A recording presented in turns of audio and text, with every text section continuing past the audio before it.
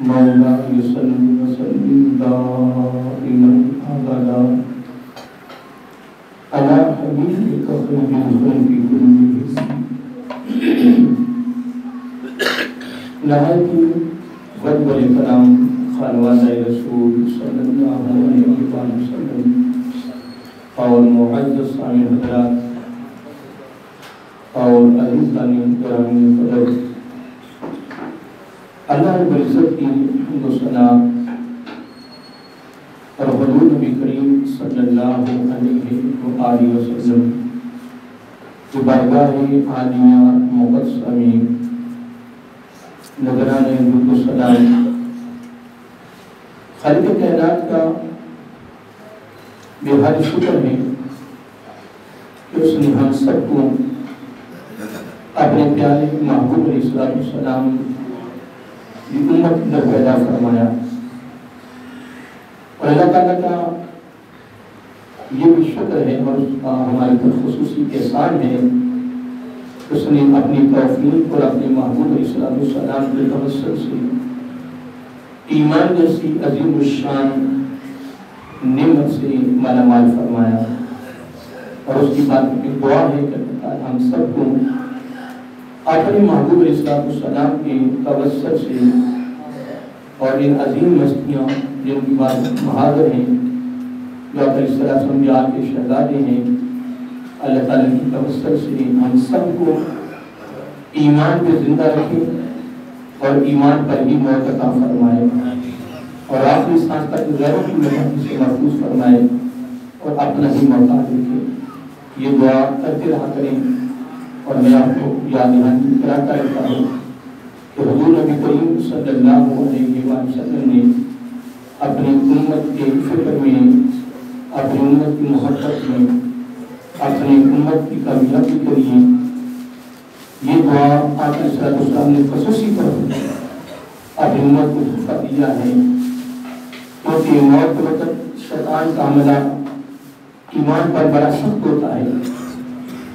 اللہ تعالیٰ کی بات میں دعا آپ نے یہ بھی سب کے لیے کرتے رہا کر کے باری تعالیٰ تیری بات کا میں عرض ہے، یہ عارضی زندگی کے لیے تو نے اپنی مرضی سے ہمیں اپنے پسند سے ایمان کی دعوت سے مالا مال کیا، اور تیری بات کا دعا ہے ہماری تعالیٰ جو اگلی زندگی کا کنارہ نہیں ہے اور جو طویل زندگی ہے، ہماری تعالیٰ اگلی زندگی کا آغاز ایمان سے فرما دے۔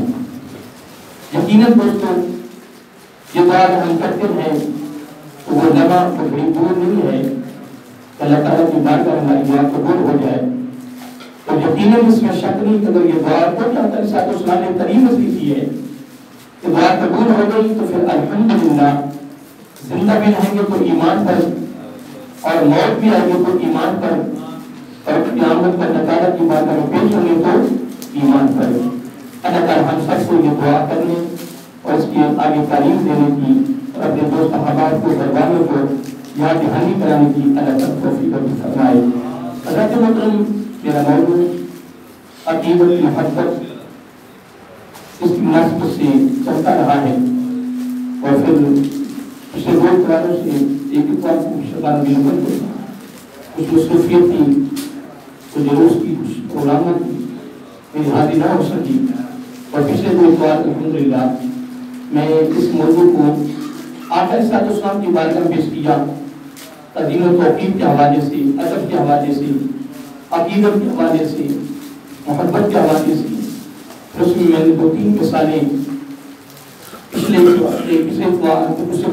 دی ہیں، اور آج بھی اسی پر میں 2-3 مثالیں دے رہا ہوں، اور یہ بات یاد رکھیں کہ اگر آقا علیہ السلام کی ذات کا ادب ہے، ذات کی عقیدت ہے، ذات کی تعظیم و توقیر ہے، اگر ذات کی محبت ہے، تو پھر یاد رکھیں کہ آقا علیہ السلام ظاہری طور پر موجود نہیں ہے، جبکہ ہیں، تو پھر آپ کی ساتھ جس چیز کی نسبت ہے اس کا احترام کرنا، اس کے ساتھ عقیدت رکھنا، اس کے ساتھ محبت رکھنا، اس کا ادب کرنا، یہ بھی ہمارے اوپر اسی طرح ہی لازم ہے جس طرح آقا علیہ السلام کی ظاہری صورت میں ان کا ادب لازم ہے، جس طرح صحابہ کرام رضی رضی اللہ تعالیٰ عنہ اجمعین آقا علیہ السلام کی بارگاہ میں بیٹھتے اور آپ کی بارگاہ کا ادب کرتے، تعظیم و تقدیر کرتے، اپنی گردن نہیں اٹھاتے تھے اور نظر نہیں اٹھاتے تھے، اور آقا علیہ السلام کا نظر حرکت دیکھنے سے وہ گریز کرتے تھے کہ بھی ادبی نہ ہو جائے۔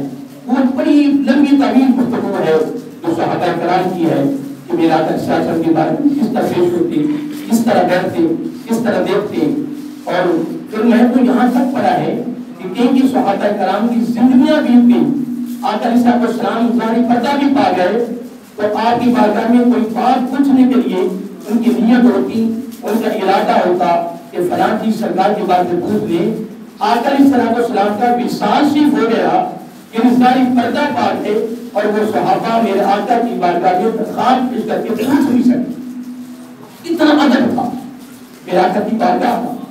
اور اللہ تعالیٰ کا بھی عظیم فیصلہ ہے، لا ترفعوا اصواتکم فوق، اتنا فرمایا تھا کہ تمہاری آواز بھی میرے محبوب کی آواز آواز بلند نہ ہو، اور اگر آواز تمہاری بلند ہو گئی تو آگے آپ نے بڑا عظیم فیصلہ کیا ہے، ہمیں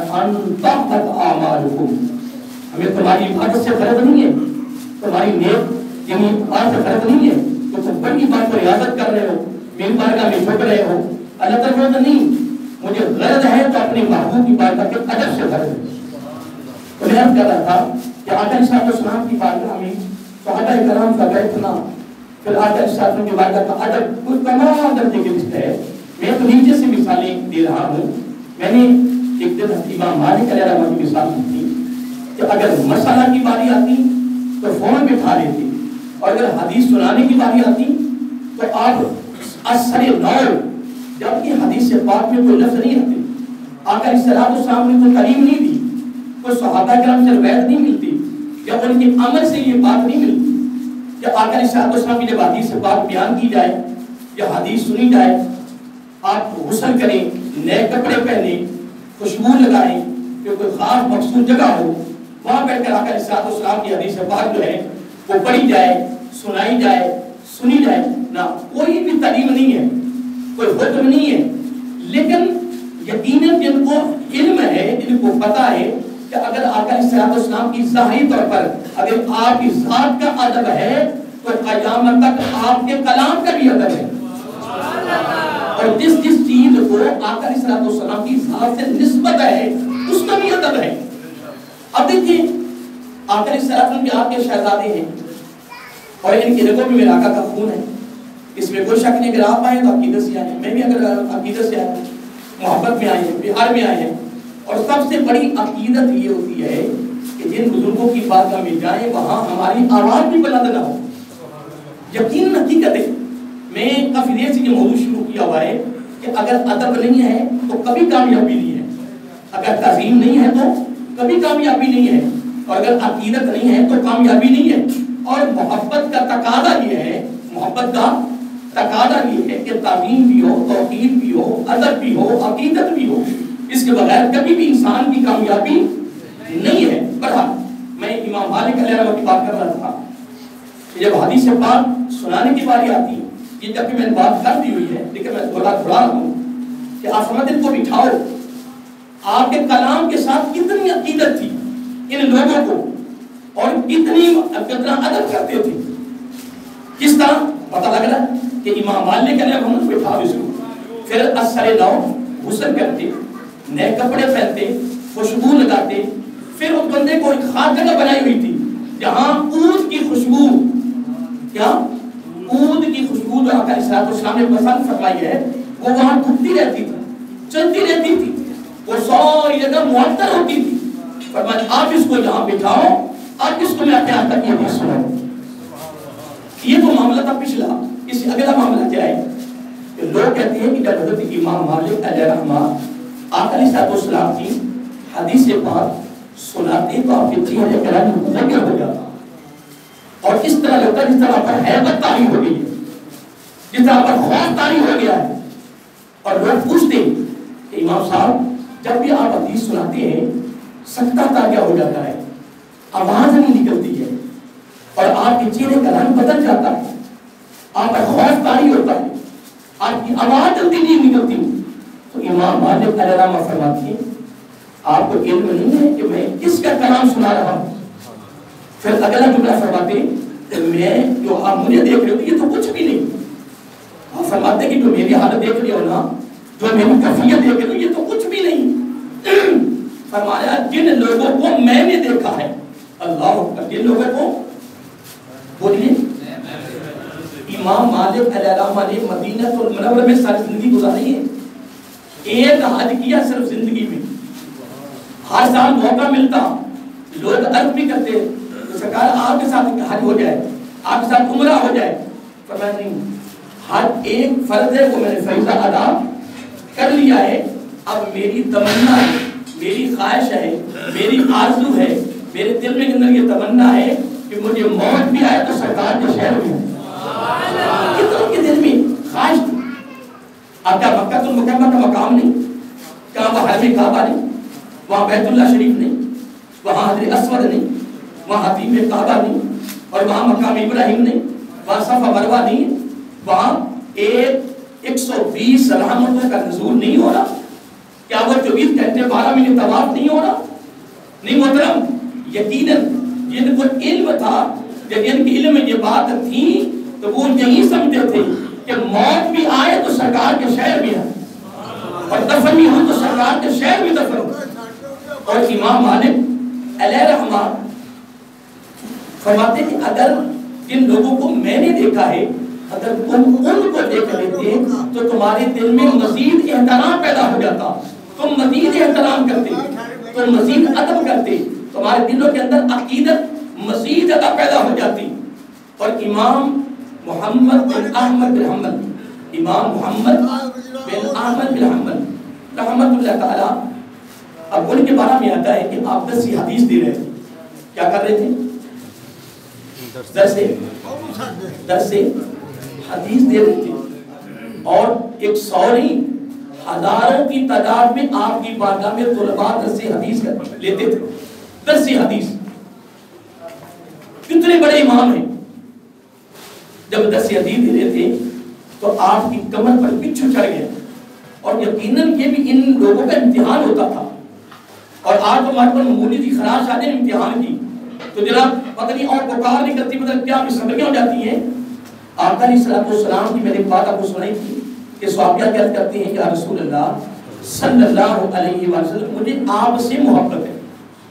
میرے آقا علیہ الصلوۃ والسلام نے فرمایا اے میرے پیارے صحابی ہوش میں بات کرو، پہلے سوچو تم کیا کہہ رہے ہو، کیا دعویٰ کر رہے ہو.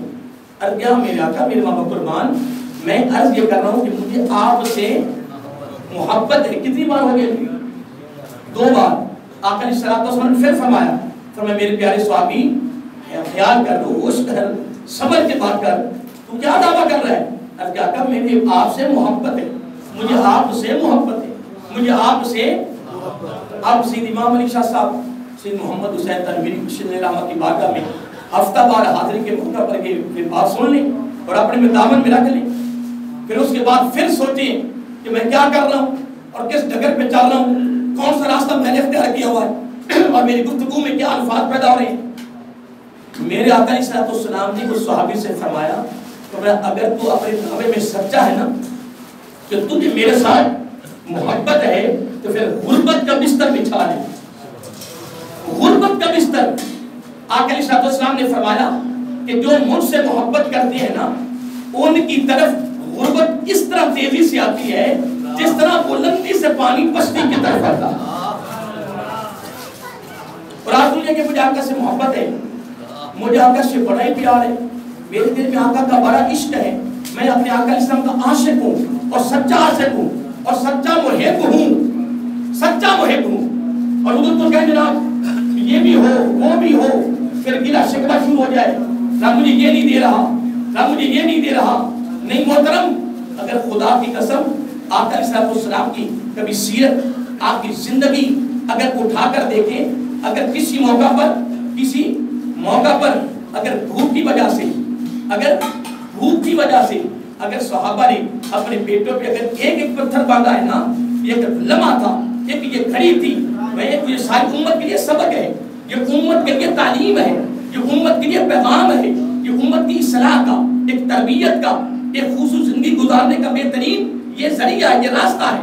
جب صحابہ نے عرض کیا یا رسول اللہ صلی اللہ علیہ وسلم یہ حالت ہو چکی ہے، آقا علیہ السلام نے اپنے اللہ اکبر اپنے پیٹ بارک سے ایسا جب کپڑا اٹھایا، صحابہ کرام نے ایک ایک پتھر باندھا ہوا ہے، آقا علیہ السلام کے پیٹ بارک میں 2 پتھر باندھے ہوئے، اور حضور نبی کریم علیہ السلام نے ہر لمحہ، ہر گھڑی، ہر موقع پر، ہر انداز میں، ہر پہلو سے، ہر جہت سے، ہر گوشے سے میرا آقا علیہ السلام کی زندگی تو پڑھ کے دیکھیں.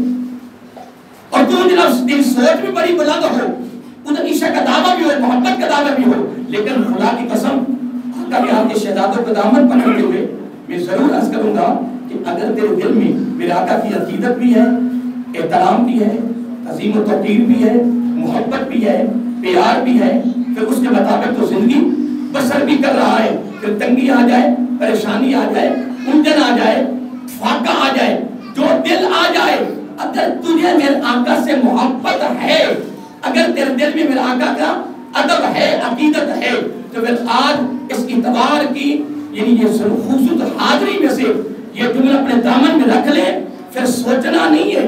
کیوں؟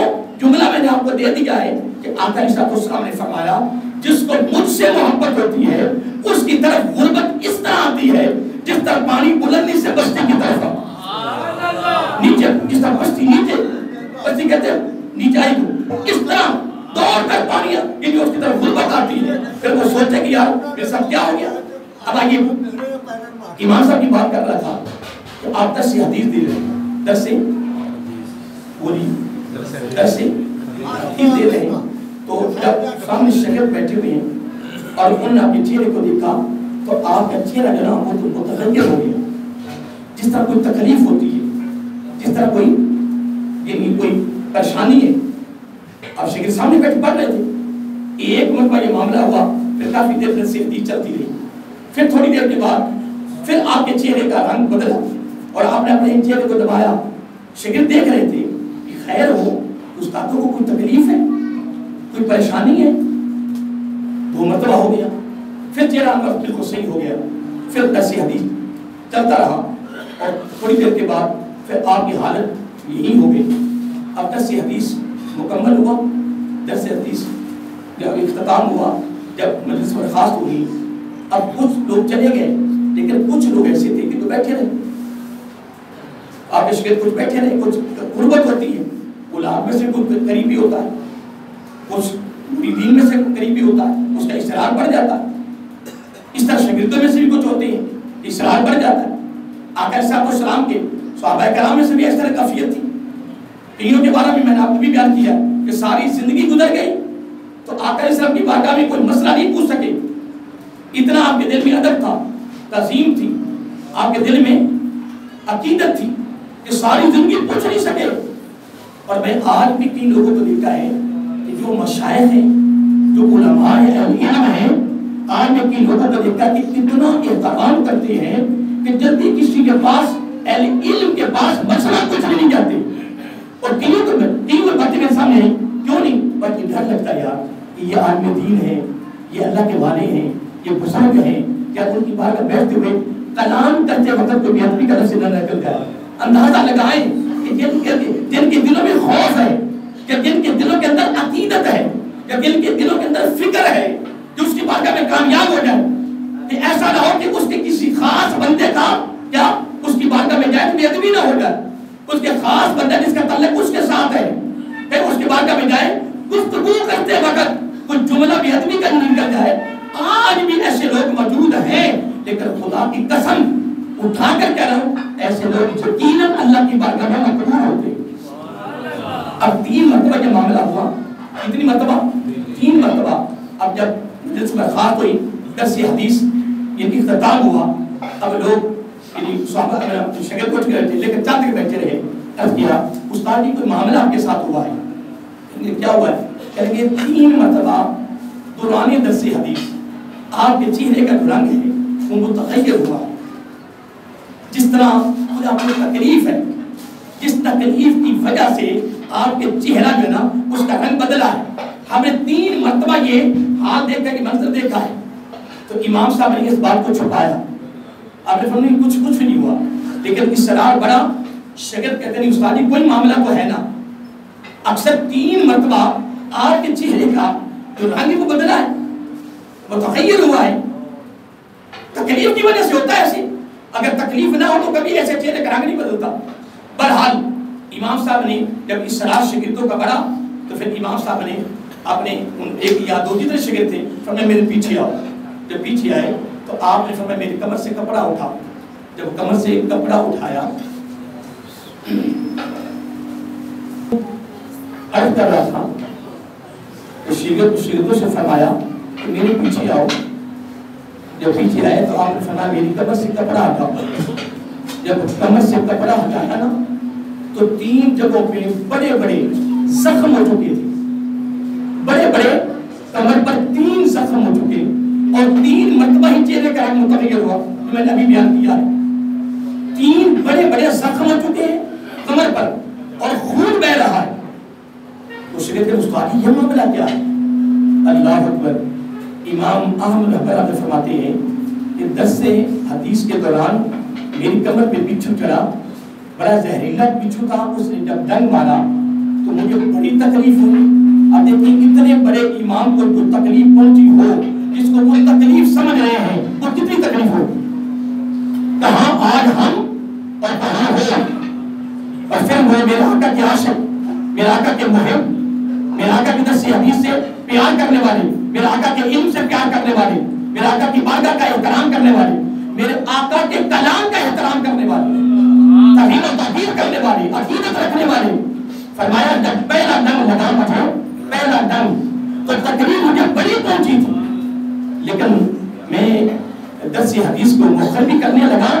لیکن دل میں ایک ہی خیال آیا کہ اگر آج اس تکلیف کے پیچھے اگر میں آقا علیہ السلام کی حدیث کا درد چھوڑ دوں تو کل سرکار کی بارگاہ میں میں کیا جواب دوں گا. میرا آقا فرمائیں گے میرے غلاموں نے تو جنگوں کے اندر مختلف مقاموں پر تن من دھن قربان کیا, بڑی بڑی تکلیفیں اٹھائیں, گرم ریتوں کا لٹایا گیا, گھسیٹا گیا, پتہ نہیں کیا کر کے ساتھ سلوک ہوئے, لیکن انہوں نے دین کا معاملہ ترک نہیں ہونے دیا.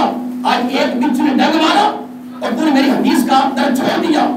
خدا کی قسم فرماتے ہیں کہ آقا علیہ السلام کے کلام کے ادب نے مجھے درس حدیث کو ترک نہیں ہونے دیا. آقا السلام کے کلام کے ادب نے کہ میں آقا علیہ السلام کی زبانی نبوت کا جو کلام ہے وہ میں آقا کی امت کو دے رہا ہوں.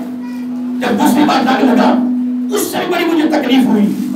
دیکھیں اگر چہرے کا رنگ بدل جائے, متغیر ہو جائے اور گھٹن محسوس ہو, اللہ اپنے قابو کرے, اس کا مطلب ہے کہ تکلیف بہت بڑی تکلیف تھی. اگر بڑی تکلیف نہ ہوتی تو ایسا حالت نہ ہوتی. دوسری بار ڈنگ مارا, ترک کرنے کو دل کیا, لیکن آقا علیہ السلام کا جو ادب تھا, آپ کے کلام کا جو آپ کے کلام کی جو عقیدت تھی, اس نے مجھے درس حدیث کو ترک ہونے نہیں دیا. پھر تیسری بار پھر ڈنگ لگا. اور اگر حقیقت میں دیکھا جائے تو یہ بھی ان بڑے بڑے لوگوں کا امتحان عشق کا امتحان تھا, محبت کا امتحان تھا, ادب کا امتحان تھا, عقیدت کا, ادب و احترام کا, تعظیم و تقدیر کا ان کا امتحان تھا. لیکن خدا کی قسم وہ لوگ اس امتحان میں کامیاب ہوئے, کامیاب ہوئے. آج ہماری تو کیفیت یہ ہے کہ آقا علیہ السلام مثلا عصر کی چار سنتے ہیں, عشاء کی چار سنتے ہیں, نہ پڑھو پکڑ نہیں ہے, نہ پڑھو تو پکڑ نہیں ہے. اور کوئی امام, کوئی اہل علم, کوئی بندہ یہ نہیں کوئی سنتا نہیں پڑے, جو سنتا کرتی ہے لہذا میں پڑھ نہ نہیں کہہ سکتے. لیکن قربان جائے اگر آقا علیہ السلام اگر سنت سے عقیدت نہیں ہے, سنت سے پیار نہیں ہے, تو پھر پیار ہے کس چیز سے؟ آقا علیہ السلام نے یہاں تک فرما دیا کہ جو میری سنت سے پیار کرتا ہے وہ میرے ساتھ ہی پیار کر رہا ہے, اور فرمایا جو میرے ساتھ پیار کر رہا ہے وہ قیامت کو میرے ساتھ ہی جنت میں جائے. اور امام جعفر صادق رضی اللہ تعالی عنہ, اب یہ تو آپ امتی نہیں ہیں, یہ آقا علیہ السلام کی آن کے شہزادے ہیں, اور امام باقر رضی اللہ تعالی عنہ کی یہ شہزادے ہیں, اور امام اعظم ابو حنیفہ علیہ رحمہ جن کے ہم مقلد ہیں, حنفی ہیں, جو حنفی فقہ کے بانی ہے، حضرت امام اعظم ابو حنیفہ علیہ رحمہ، ان کے ساتھ کتنی عقیدت تھی، عمر زیادہ تھی. جب کوئی پوچھتا کتنی عمر ہے تو فرماتے 2 سال. لوگ کہتے سر حضرت صاحب کیا ہو گیا، امام صاحب عمر تو زیادہ ہے. کہنے کہ خدا کی قسم جو آقا کی آل کے شہداء کے قدموں میں زندگی گزاری 2 سال اصل میں زندگی ہوئی ہے، اصل میں زندگی ہوئی ہے. اگر میں ان کی بارگاہ میں 2 سال نہ گزارتا تو میں نعمان بن ثابت یعنی امام اعظم ابو حنیفہ آپ کو کرم میں ہلاک ہو جاتا. اس امام جعفر صادق رضی اللہ کی بات کر رہا ہوں کہ میں پڑھ رہا تھا کہ بڑے ہنسمکھ تھے. کیا تھے؟ ہنسمکھ، مسکرانے والے تھے، اور گفتگو کرتے تو لوگوں کو مسکراہٹ آتی تھی، جس کو ہم اپنی بولی میں کیا کہتے ہیں؟ ہنسمکھ. تو قربان جائیں آپ نے نہ جان کے کلام کے ساتھ عقیدت کتنی ہے. یہ میں آقا کے آل کے شہزادے کی مثال دے رہا ہوں، نبی کے گھر والوں کی مثال دے رہا ہوں، میں کوئی بات کی مثال نہیں دے رہا. حضرت امام جعفر صادق رضی اللہ تعالیٰ عنہ وہ اپنے نجات کے کلام کے ساتھ کتنی عقیدت تھی، کتنا آپ کے دل میں آپ کے کلام کا وہ احترام تھا، یا کتنی تعظیم و توقیر تھی، یا کتنی محبت تھی. لوگ بیان کرتے ہیں، روایات میں آتا ہے کہ آپ ہنسمکھ تھے، لیکن جب نانا جان کی حدیث کے سنانے کا پڑھنے کا جب موقع آتا تو آپ کے چہرے کا رنگ بدل جاتا، ہیبت طاری ہو جاتی. لوگ پوچھتے کہتے صاحب آپ کی گرہ اس طرح کیوں ہو جاتا ہے. آپ نے فرمایا آپ کو نہیں پتا کہ میں کس کے کلام کا درس دے رہا ہوں، یہ اس ہستی کے کلام کا درس دے رہا ہوں جس کے لیے رب نے فرمایا ہے ان کی بارگاہ میں تمہاری آواز بلند نہ ہو جائے. اگر احترام ظاہری طور پر اگر ذات کا بھی ہے تو قیامت تک آپ کے کلام کا بھی احترام ہے. جب امام جعفر صادق رضی اللہ تعالیٰ عنہ فرما رہے ہیں. اب آگے بڑھیے، محبت کی بات کرنا چاہتا ہوں. میدان احد، غزوہ احد یہ اسلام کی دوسری جنگ ہے، اسلام کی دوسری جنگ ہے. اور یہ فقط واقعہ نہیں ہے، یہ محبت کا واقعہ بھی ہے، لیکن یہاں محبت کا درس بھی ہے. اگر یہ محبت کا واقعہ ہے تو یہاں عقیدت کا ایک بہت بڑا سبق اور درس بھی ہے. یہ نہیں ہے کہ ہم یہ باتیں علماء سے سنتے رہیں، فقط سناتے رہیں، فقط پڑھتے رہیں، فقط پڑھاتے رہیں. کمال یہ نہیں ہے، کمال یہ ہے کہ یہ خوبصورت گفتگو سن کر پھر ہمیں بھی ان عظیم ہستیوں کے ساتھ اتنی عقیدت، اتنی محبت اور اتنا احترام ہمارے دامن میں پیدا ہو جائے کہ فقط احترام نہ رہے بلکہ ہماری صورت بھی ان جیسا ہو جائے، ہماری زندگی کا ہر عمل ان کے عمل جیسا ہو جائے. اب یہاں غزوہ احد ہو رہا ہے، غزوہ احد ہو رہا ہے. اب جنگ ہوئی، پتہ چلا کہ یہاں ان لوگ کو یہاں تک بھی کہہ دیتے ہیں کہ فتح شکست میں بدل گئی. میں کبھی یہ الفاظ استعمال نہیں کرتا، نہ میں یہ درس دیتا ہوں. اب مجھے یہ بتاؤ، جس قافلے کی طرف سے کمان تیرے اور میرے آقا کریں، ہم لفظ شکست استعمال کر سکتے ہیں؟ کیا میرے آقا کو شکست ہو سکتی ہے؟ نہیں کبھی ہو سکتی. ہاں ایک ادب کا تقاضا ہے، تعظیم و توقیر کا تقاضا ہے. ہاں اگر غزوہ احد میں اگر یہ معاملہ ہوا ہے تو یہ کہہ سکتے ہو کہ فتح نقصان میں کیا بولیے، فتح نقصان میں بدل گئی. ہم کی شکست کیوں کہیں؟